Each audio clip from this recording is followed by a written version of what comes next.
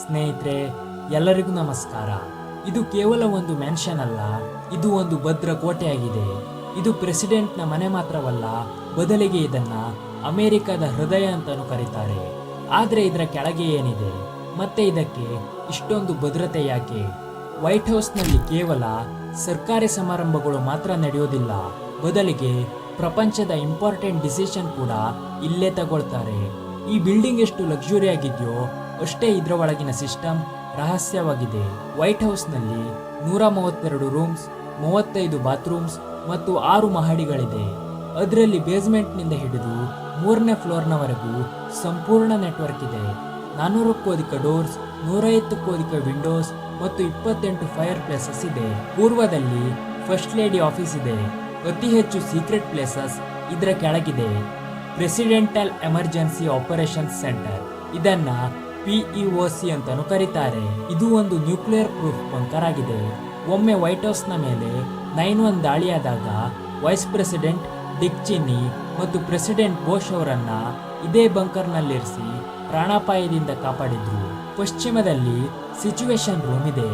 ಇದೇ ಜಾಗದಲ್ಲಿ ಇರಾಕ್ ವಾರ್ನ ಬಗ್ಗೆ ಪ್ಲಾನಿಂಗ್ ಮಾಡಿದ್ರು ಮತ್ತು ಬಿನ್ ಲ್ಯಾಡನ್ನ ಕೊಲ್ಲಲು ಕೂಡ ಇಲ್ಲೇ ಪ್ಲಾನಿಂಗ್ ಮಾಡಿದ್ರು. 55,000 ಸ್ಕ್ವೇರ್ ಫೀಟ್ನ ವೈಟ್ ಹೌಸ್ನ ಜಾಗ ಮೊದಲು ಒಂದು ಕಾಡಾಗಿತ್ತು. ಈಗ ಅದು ಒಂದು ಸರ್ವಿಲೆನ್ಸ್ ಸೆಂಟರ್ ಆಗಿದೆ. ಇಲ್ಲಿನ ಓವೆಲ್ ಆಫೀಸ್ ಒಂದು ಸಾಂಪ್ರದಾಯಿಕ ಮತ್ತು ಐತಿಹಾಸಿಕ ಜಾಗವಾಗಿದೆ. ಇದರಲ್ಲಿ ಅಮೆರಿಕದ ದೊಡ್ಡ ದೊಡ್ಡ ನಿರ್ಧಾರಗಳನ್ನು ತೆಗೆದುಕೊಳ್ಳಲಾಗುತ್ತೆ. ಇಲ್ಲಿನ ಸೆಕ್ಯೂರಿಟಿಯ ಬಗ್ಗೆ ಹೇಳೋದಾದ್ರೆ, ಇದರ ಫೆನ್ಸ್ನ ಹೈಟ್ ಅನ್ನು 2023ರಲ್ಲಿ ಡಬಲ್ ಮಾಡಿದ್ರು. 6.5 ಫೀಟ್ನಿಂದ 13 ಫೀಟ್ಗಳವರೆಗೆ. ಇದು ಸಾಮಾನ್ಯ ಕಬ್ಬಿಣದ ಕಂಬಗಳಲ್ಲ, ಇದು ಆಂಟಿ ಕ್ಲೈಮ್, ಪ್ರೆಷರ್ ಸೆನ್ಸರ್ಸ್ ಮತ್ತು ಬ್ಲಾಸ್ಟ್ ರೆಸಿಸ್ಟೆಂಟ್ ಟೆಕ್ನಾಲಜಿಯಿಂದ ಕೂಡಿದೆ. ವೈಟ್ ಹೌಸ್ನ 150 ಕಿಟಕಿಗಳಿಗೆ world best bulletproof glass ಅನ್ನು ಅಳವಡಿಸಲಾಗಿದೆ. 2011ರಲ್ಲಿ ಒಬ್ಬ ವ್ಯಕ್ತಿ ರೈಫಲ್ನಿಂದ ಇದಕ್ಕೆ ಫೈರ್ ಮಾಡಿದ್ದ. ಆದರೆ ಈ ಬುಲೆಟ್ ಪ್ರೂಫ್ ಗ್ಲಾಸ್ ಎಲ್ಲ ಗುಂಡುಗಳನ್ನ ತಡೆದಿತ್ತು. ಏರ್ ಡಿಫೆನ್ಸ್ ಸಿಸ್ಟಮ್ನ ಬಗ್ಗೆ ಹೇಳೋದಾದ್ರೆ, ವೈಟ್ ಹೌಸ್ನ ಪಕ್ಕದಲ್ಲಿ ವಾಯುಪಡೆ ಇದೆ. ಇದು P-56 ಪ್ರೊಹಿಬಿಟೆಡ್ ಝೋನ್ ಆಗಿದೆ. ಯಾವುದಾದ್ರೂ ಅಪರಿಚಿತ ಏರ್ಕ್ರಾಫ್ಟ್ ಕಂಡು ಬಂದ್ರೆ ಕ್ಷಣದಲ್ಲೇ ಕಂಡುಹಿಡಿದು ಮಿಸೈಲ್ ದಾಳಿ ಮಾಡಲಾಗುತ್ತೆ.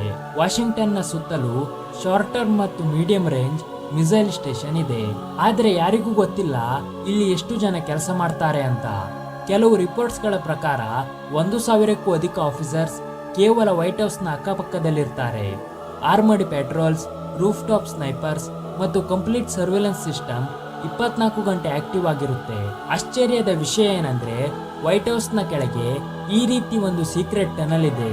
ಅದು ಪ್ಯಾಂಟಗಾನ್, ಕ್ಯಾಪಿಟಲ್ ಬಿಲ್ಡಿಂಗ್, ಬ್ಲೇರ್ ಹೌಸ್ ಮತ್ತು ವೈಸ್ ಪ್ರೆಸಿಡೆಂಟ್ನ ಮನೆಗೆ ಕನೆಕ್ಟ್ ಆಗುತ್ತೆ.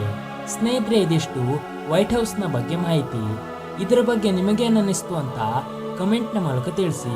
Thanks for watching.